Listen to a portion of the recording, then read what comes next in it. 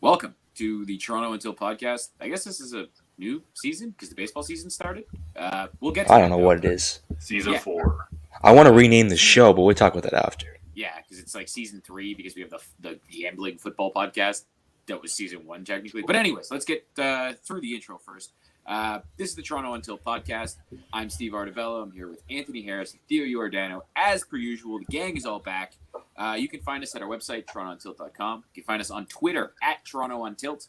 You can find us on Twitch, Toronto Untilt. You can find us on YouTube, where we are live right now, as well as live on Twitch. Like, comment, subscribe, tell your friends. Comment, get involved in the chat with us.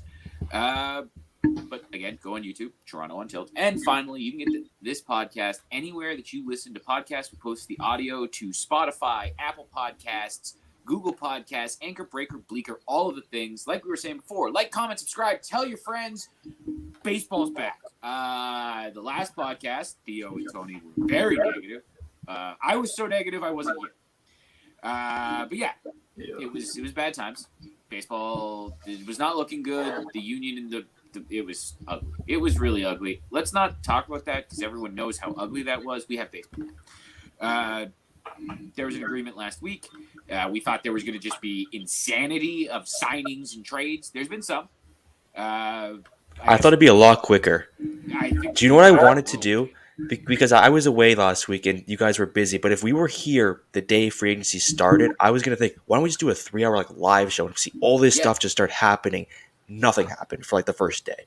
Yeah, the thought was that it was going to be just an actual frenzy because shortened off season, camp is going to start immediately. There's all these high impact free agents out there and trade targets, and it hasn't materialized as much as everyone thought. The Blue Jays have made one move though since the trade. Well, they've made two. They signed that lefty reliever. I think it's Andrew Vasquez. The big signing, though, was UC Kikuchi. 3 years, $36 million, $12 million AAV for a guy who's going to be your fifth starter. It's also interesting that he got 3 years. The reason I'm okay with it, Steve Matz. And one thing specifically, I don't think he's going to be Robbie Ray because that was pretty special. That was pretty spectacular. I mean, he won the Cy Young. If you go to Baseball Savant, though, and you look at UC Kikuchi's page, and you look for his closest comparison in terms of velocity and movement, it is literally Robbie Ray. That was a tweet. I think it was Joshua Howsam. I'm not 100% sure. And then, I went on I went on Baseball Savant, and it was like, oh, righty then. UC Kikuchi from the Mariners. Jays were in on him like Kevin Gausman when he was coming in from Japan. So there's another guy that they've had on their radar for a long time. Throws in the upper 90s. He sits around, I think his average is 94 and change. But he's a guy that I've seen ramp it up over 97 at times. Has a good slider. Has a really good splitter that he didn't use last year. And now they have Gausman who has a splitter. So there was all that talk that Gausman was spreading it before the lockout. So you wonder if maybe this is something that'll happen. And then, of course, Pete Walker. What do you guys think? Tony, do you want to kick it off? I have way more expectations for this than Steven Matz. I think the floor for me is Steven Matz based on my expectations. His stuff, he throws hard. He threw a no-hitter last year. It was kind of a tale of two halves. He started last year very strong. Then he tailed off at the end of the year for whatever reason. But I think Pete's going to get his hands on him, and he's going to work his magic, and we could have an all-star here. It's like giving remember with the contract we gave Tanner Roark for 2 years, $24 million? Yeah. It's like giving the extra year with a guy with actual stuff, who has potential to be so much higher upside. It's the perfect move you make as a 5, exactly what you want. And I think me and Anthony were very high on this before the season. I think it's like you with Steven when he was talking about Gausman. We were talking about Kikuchi and saying we want this to be our 5, and that's exactly what happened. So that's true. You guys talked about it in season the same way that I was banging the Gausman drum. I was banging the Gausman drum more as a joke. I really wanted him as a Blue Jay, but I just didn't. I had no fucking clue that was actually going to happen, and that was something that they were genuinely setting up. But it was super fucking cool. But Kikuchi, there's a lot to like stuff-wise, and if you look at this team's track record with guys, and it's not Tanner Rourke. Like Theo said, like he's got actual stuff. Like he throws in the high 90s. He's got a lot of movement on his pitches. He is closer. Like to me, he's closer to Steven Matz. Like the issues that you saw with Steven Matz when he was a Met. Robbie Ray, for me, it was all the walks and not throwing strikes when he was a Diamondback. That seemed to be his big issue. He did give up home runs. But Kikuchi's big thing is the power. And it seemed the way that Matz was getting hit really hard. And they got hit. And, like, that was the thing I was most negative on. Like, why the hell would you trade anything for Steven Matz? And look at how that worked out. You look at UC Kikuchi, and, again, you have that first half. Like, I know in the second half he was really bad. But in the first half, he was an all-star. So he's had streaks like that. That's the longest one he's ever put together. I just have so much faith now in the way that this team handles starting pitching and the way it has handled starting pitching in the past. You think of J-Hap, you think of Marco Estrada. Like, there are other guys, like years worth of guys with Pete Walker, like with the part of the coaching staff that's actually here. We're not talking about like historic things like 30 years ago, 3 coaching staffs ago. Like this is something Pete Walker's done multiple times, especially with left-handed pitching. So at least he's got stuff. You know what I mean? Like it's not the Tanner Rourke thing where you're like, yeah, he's got elite stuff. And now you can say, you could get a guy who's going to give you a few innings here and there, but getting a guy like Kikuchi, those guys aren't really available. And even if the numbers don't show it right away, you get that guy in the right situation, the right amount of development, they can get to that high level. They have the potential to do that. So that's why I'm so excited. Carlos Barriga is just saying shit now. Oh, is he on live again? I just saw a comment. This is not from a verified account, but he just said that he's saying that Eddie Rosario is now like the Blue Jays like a finalist for him now, which I have not heard anything about. Eddie Rosario. I know. This is what I'm seeing now. Just pop up everywhere. Neither of them play defense, but like guy want Kyle Schwarber. Yeah, if they're getting Rosario, then they're cheaping out. Yeah, like I don't want like trade for Jose Ramirez. Yeah, that doesn't fit the narrative because they're apparently willing to just spend big money. Rosario wouldn't fit that, and he's not a guy that fits this like. The reason I put out Schwarber is because Schwarber takes his walks. Like I can see Schwarber, whereas Eddie Rosario, I'm just like, you're a left-handed, not as good Lourdes Gurriel, right? Like. Because Eddie's a guy that gets super hot and can carry a team. We've seen him do it. You saw it in the playoffs, actually, for a little while with the Braves. Like, that's a thing that he does. And then he goes super ice cold. Like, super ice cold. Yeah, and he swings at everything. He's a hot and cold kind of guy. Yeah. And he's athletic. Like, he's a guy that, like, when you look at him the way that you look at Gurriel, you're like, man, you should be able to get around. And then you watch the routes he takes the balls, and you're like, what are you doing? Yeah, I don't want a DH only unless it's like Kyle Schwarber level. I want him to be like a top hitter, not just a decent one. Exactly. Like if you're going to get a guy who's going to be your primary DH, yeah, go give me Kyle Schwarber. Don't give me Eddie Rosario. Like hell, if you're gonna, if Vladdy wasn't going to third and the idea was to have Freddie DH, give me that. Don't give me Eddie Rosario. Yeah, I guess we'll get right into it since we've already started talking about it. So, yesterday, all hell broke loose with Freddie Freeman, that Carlos Barriga account with the Flames and talking about how he was going to sign. And then people got super excited because he had actually talked about the Yimi Garcia signing and the Jose Barrios extension.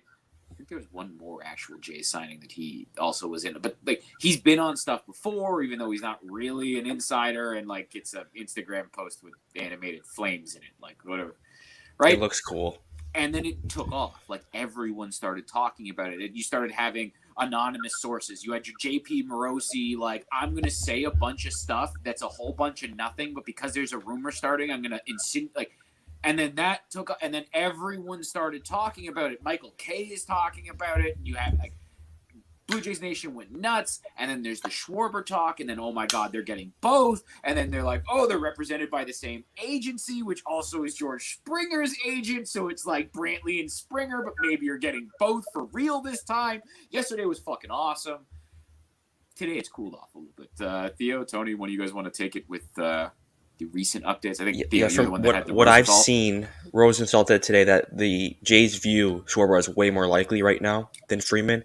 that partly probably has to do with the need that we need, and because of that more teams are getting involved in Freeman. Like his market just continues to heat up. The whole AL East basically is trying to get him, which is not. Well, I think with Schwarber, it's going to open up once Freeman signs. It's going to be just as big.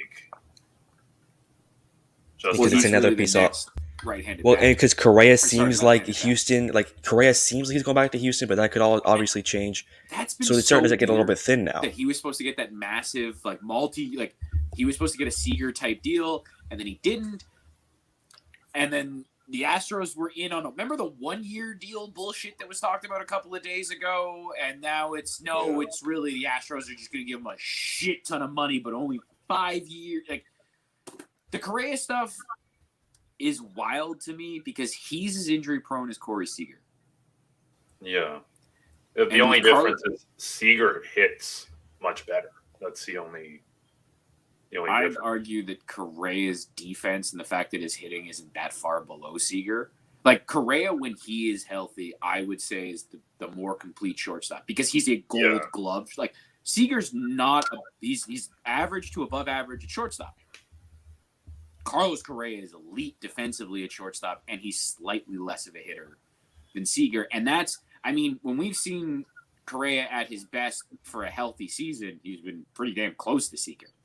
The only thing is neither of them are healthy for an entire season. So it's kind of hard to tell you what the real baseline is, right? It's just you would think Seager's game, because it's more evolving on offense, that it would age better than Correa. You could move him to DH if you wanted to keep him healthy, move him to third base, first base, something like that. Yeah. I've also joked around with you guys before we even had the podcast that Carlos Correa to me is Troy Tulowitzki. He's too big. Like he's gonna the way he gets hurt, he's going to burn so bright and then burn out. But that's just a personal thing when I look at the two dudes and I look at the body sizes and just because it's not just that they're tall, like they're big. Like they're jacked. Corey Seager's tall too. He's not as thick as Carlos Correa is. And that reminds me of Troy Tulowitzki being just massive. And again, getting hurt because it was a huge body playing shortstop. I guess, we got completely off track. That's my fault. Schwarber, like we were saying, as the reports are, it's more realistic. I always thought that was kind of more realistic. The Freddie thing, I told you guys, I was just talking myself into it. I was going to believe all of the hype. No, this is what I did at the beginning of the offseason. I kept saying Matt Olson. You were saying, it doesn't make the most sense for the Jays. But then you start thinking, who gives a fuck about the defense? You could just make this the best offense in history, and you could deal with whatever you have. Well, and then the Braves trade for Matt Olson, and yes, they give up a lot of prospect capital, but then you lock up Matt Olson to that 8-year deal, and all of a sudden, worse than having Freddie Freeman because he's younger and now he's going to be cheaper. They got a good deal. They got a really good deal on Olson too. But that's where I look at it. I'm looking at that. I'm like, man, and you're also going to get Olson. Not only is he out of Oakland, and we've talked about how that's helped Josh Donaldson, Marcus Semien. I don't know if you guys paid a lot of attention to, I think it's called Truist now. It's had 6 names, that new ballpark in Atlanta. It has a fucking jet stream to right field. Left-handed hitters can sneeze on baseballs and it gets up into the air. It's remember Texas when you would just hit it up into the air and it would just fly out into the outfield? Into left center and right center, it would just hit a jet stream and go. That's what that shit looks like at, I think it's called Truist Park now. You put Matt Olson in. First of all, he's not in Oakland. Second of all, he's in a place where it's going to be easier for him to hit home runs. He might hit 50. He's going to hit 50. He's going to hit 50. Olson's 28, 27? He just turned 27. And you know what? Freeman's 32. So. I looked it up. At the end of the deal, he will turn 35 years old. Because he's a March 29, end of March birthday. He'll turn 35 years old in the final year of that deal.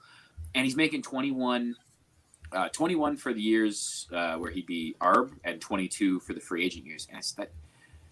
And they've already got so many cost-efficient players. The Braves have locked in their guys for these cheap deals that the Jays aren't able to do. Cunha, because they Albies, and now Olsen.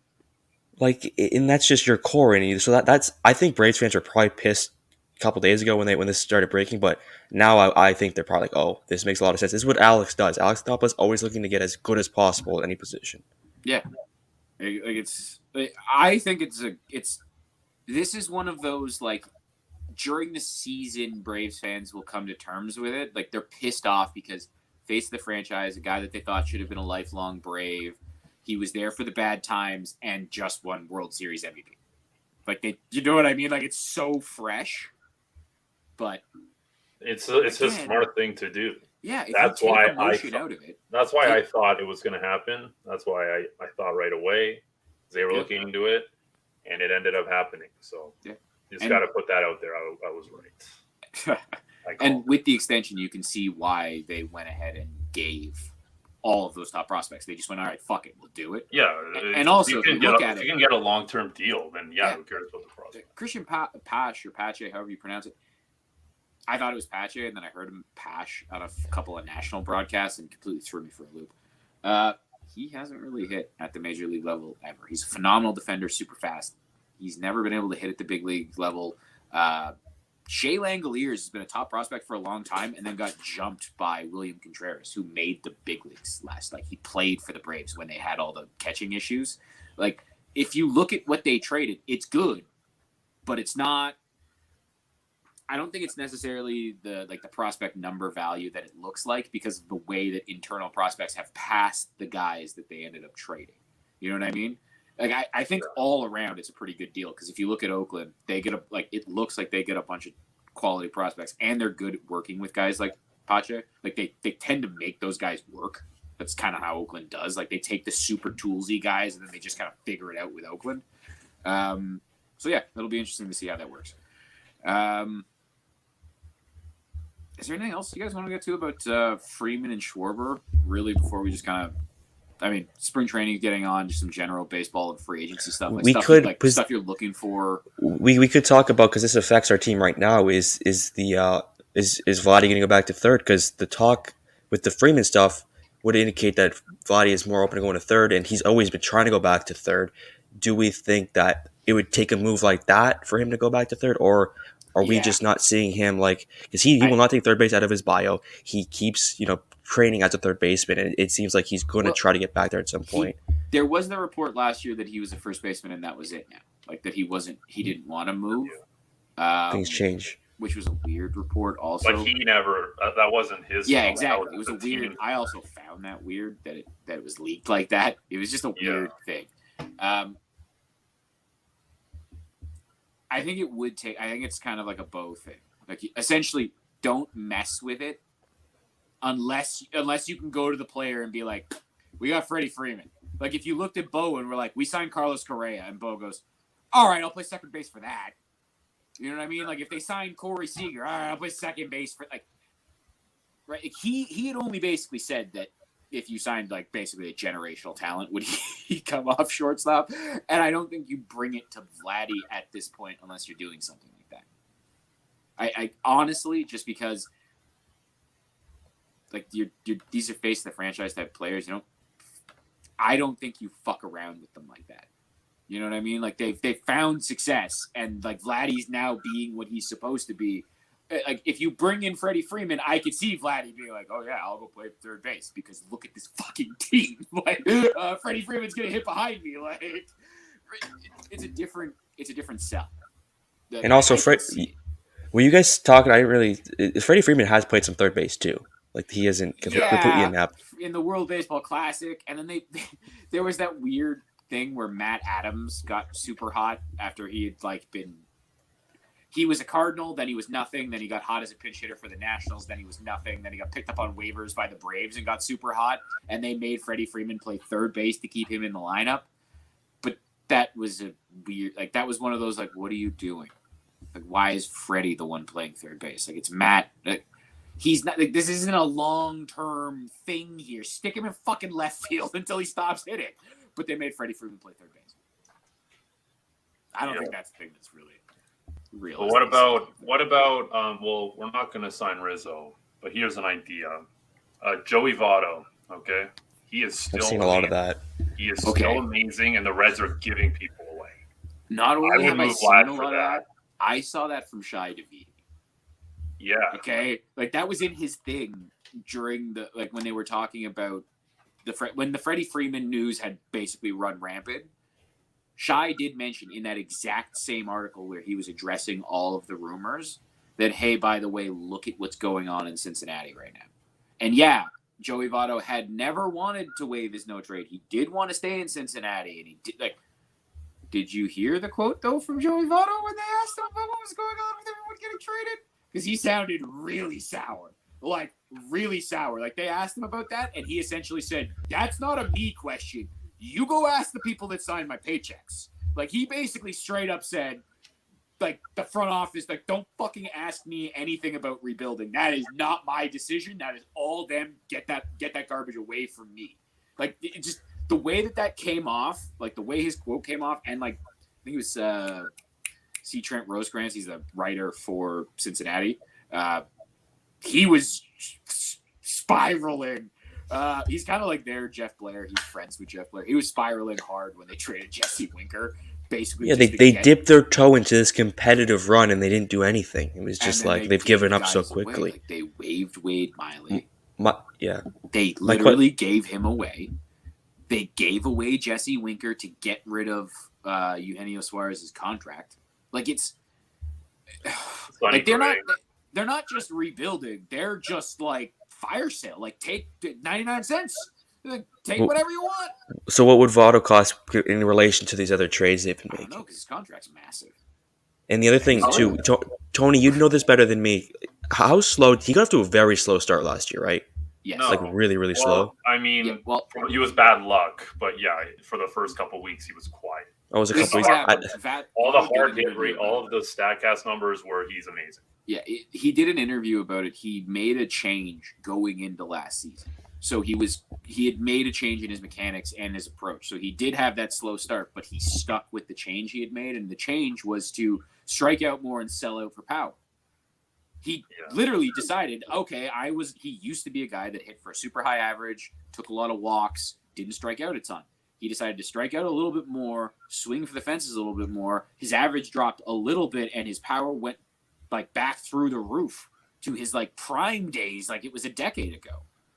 So there was an act, like, I know he had that decline, but the change was a physical change. Like, it was like he retooled everything in the way he approached hitting.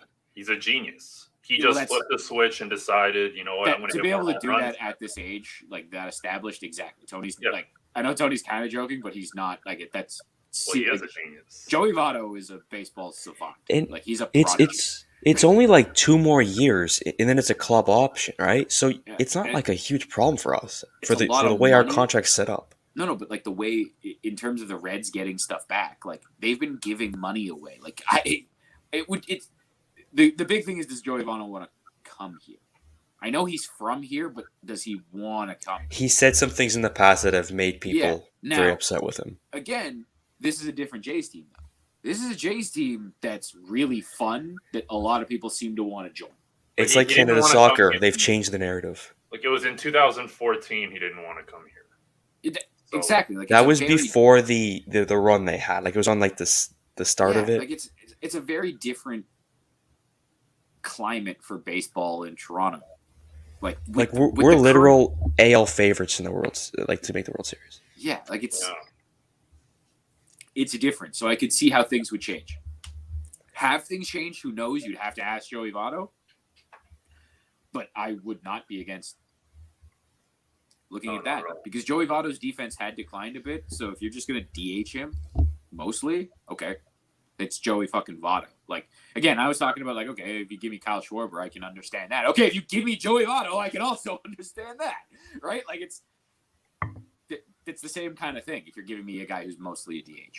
I don't know if Laddie's going to go to third base a lot. Maybe he plays some third base, like the occasional time. Like late in games if you pinch it, like if Votto has an off day and you put him in, Or maybe he starts randomly just because you want to get them both in. You need to give Springer a day, or like someone has tweaked something, so they need a couple DH days and need to stay out of the field. So you go, fuck it, Vladdy go over there. It also depends if you have a high strikeout pitcher who gets a lot of fly balls. Also depends on how Espinal starts next year, because that guy could get a lot of playing time if he really gets off to the hot start we're hoping for. if they don't address their If they don't, Jays. yeah, there he's could be- gonna- there's a lot of He's ways they chance. can address that with guys who are available. Yeah, or like you can go into the prospect depth. You can, like Jordan Groshans, you can give him a real shot. I mean, he's been hurt too much. Like you're really jumping levels, but hey, he hits 350 in spring. Fuck it. Honestly. Do you want to talk about the VR situation from a few days ago? I don't think that's real. Like, You don't think he was offered a deal? Why would he reject it? That's what. But here's the thing: why would that report come out and he still hasn't signed a deal?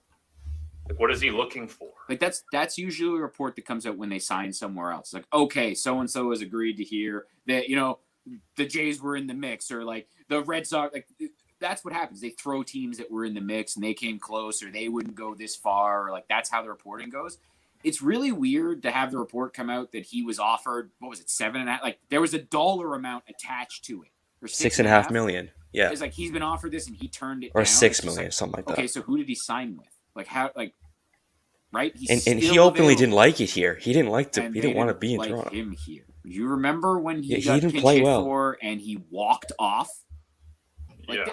Not only did he not play well, there was a lot of like personality He made the issues. most fundamental errors on our team with a How many team times full did of he get picked kids. How many times did he get picked off? Just picked Multiple off. times. Exactly.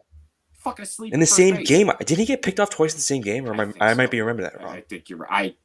Here's the thing. I very negatively remember Jonathan VR. I understand why if you look at the numbers, why you'd be like, yeah, this switch hitter could steal some bags, like multi-positional. I could see why if he hadn't been here, people would be like, oh yeah, bring him. He might fit. He's been here before. We saw that. It was bad. I don't want that. Yeah, it's pretty strange situation. Yeah. So like, I honestly don't even think that was like. I think that was his agent, Trump. You know what I mean? Like I kind of think that's what that was. Yeah, that would make sense. Because again, that's not something you generally hear unless someone signs somewhere else, and then you start to hear what offers were, right? Like unless of course it's like the re-signing. Like you hear the Freddie Freeman stuff. It's like, well, the Braves approached him at this time. It's like, yeah, because that was when they approached him in the fucking during the season to negotiate a contract. That's where all this information comes from, right? Like for a free agent to say that I got this money and I'm just not taking it from this team when that's kind of what you're worth.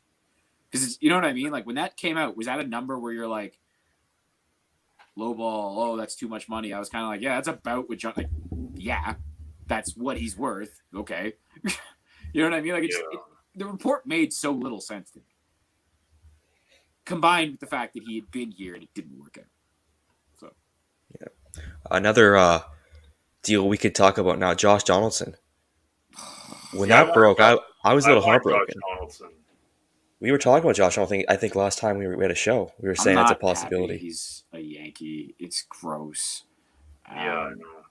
I hate it. But it's better than them getting Correa or like free. Like if that's the best they get, like you can live with that. It's another right-handed hitter. He's 37 years old. It's $50 million. Like it's $25 million this year, $25 million next year. He's got injury problem. Like there's a lot of things where you can look at this and be like, what the fuck are the Yankees doing? But at the same time, I look at this and I'm like, fuck off, Twins.